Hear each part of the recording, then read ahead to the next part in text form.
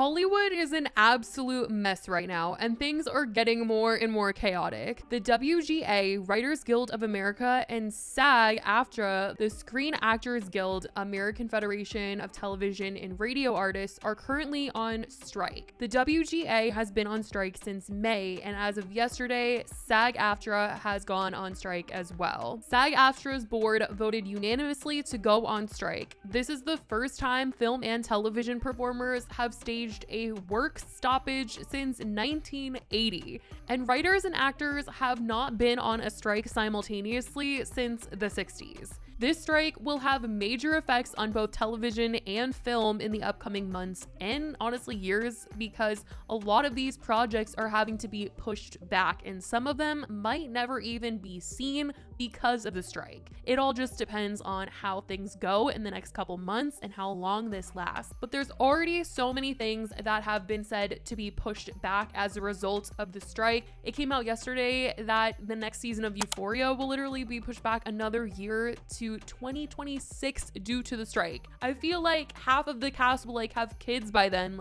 Will we even care about what is going on with Rue at that point? That is so long from now. But late night television has already been severely affected since the writers' strike, as they have been off the air ever since. No Jimmy Kimmel, Fallon, Colbert, no Saturday Night Live. Everything has been on pause. The reason that they've been on strike is because the Writers Guild of America have been in negotiation with the Alliance of Motion Picture and Television Producers to try and increase the pay for writers. May 1st was the cutoff point that they were supposed to come to an agreement, but they failed, and as a result, thousands of writers headed to the picket line to fight for their rights. The Guild has said that they're asking for about 2% of Hollywood's profits to fund writers, but even 2% just seems to be too much for the studios to settle on. With the inclusion of streaming services, writers have lost out on big checks that were once provided by traditional broadcast television. And in the streaming era, companies are not abiding by television standards when hiring writers, and thus they're losing out on pay. There's also things like artificial intelligence being talked about, which writers are afraid as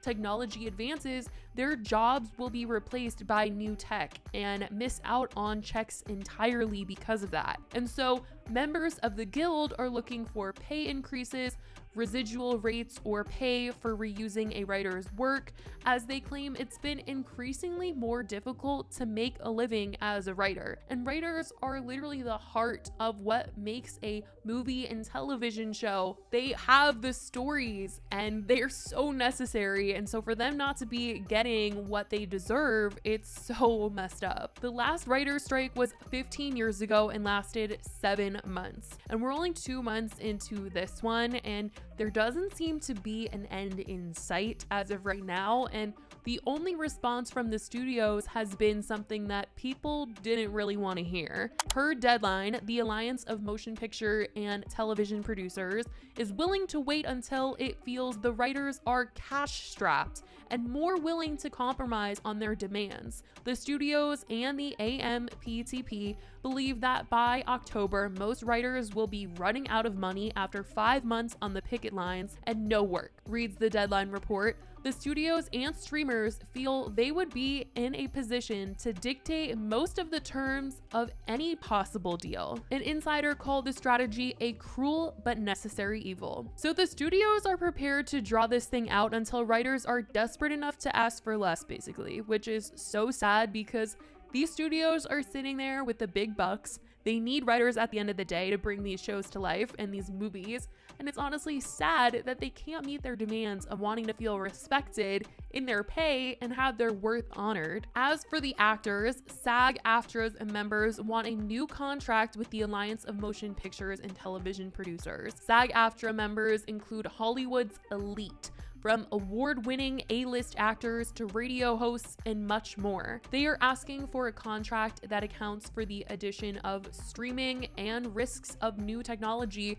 Much like the writers, they're worried about AI. They are asking for protection against the unauthorized use of their voices, likeness, and performances as AI technology advances, because they want to be protected from having their identity and talent exploited without their consent and pay. There was a proposal made that a background actor would show up for one day of work, be scanned, and the company can then own that scan, their image, their likeness, and be able to use it for the rest of eternity on any project they want with no consent and no compensation. And that is what they want protection from, things like that. I mean, that sounds so scary and it's messed up. It sounds exactly like the new episode of Black Mirror this season called Joan is Awful. I don't know if any of you guys watched it, but essentially that is what is happening in that episode. And it is so scary to think that you can be scanned and then you are doing literally anything a studio wants you to do, even after you're dead possibly. And you have no control over what they put you in or make you do, and you don't even get paid for it. You would only get paid for like the one day that you showed up to get scanned in the first place. They would also like increased pay compensation, which apparently has declined dramatically in the recent years with the addition of streaming platforms, which has been the same experience for writers. They also want a boost in their health and pension plans and changes to the self-tape audition practices, which some have claimed put pressure and costs on actors trying to get work. Over 300 actors, including Meryl Streep, Jennifer Lawrence,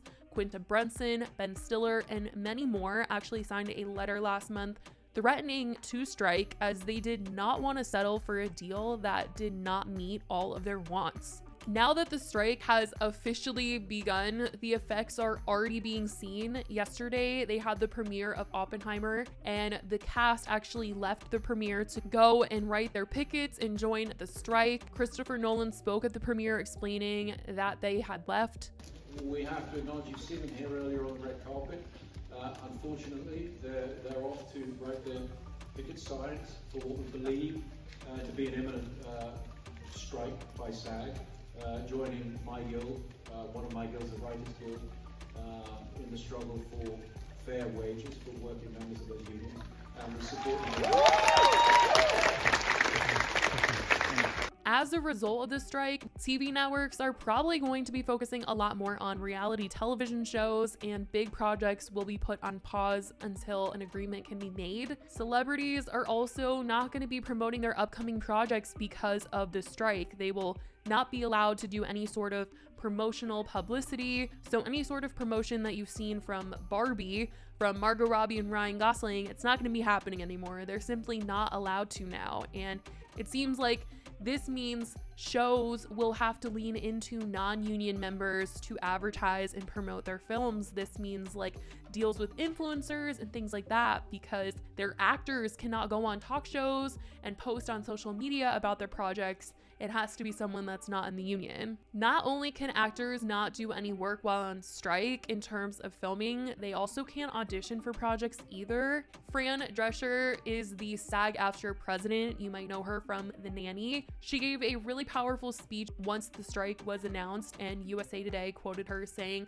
"The eyes of the world, and particularly the eyes of labor, are upon us.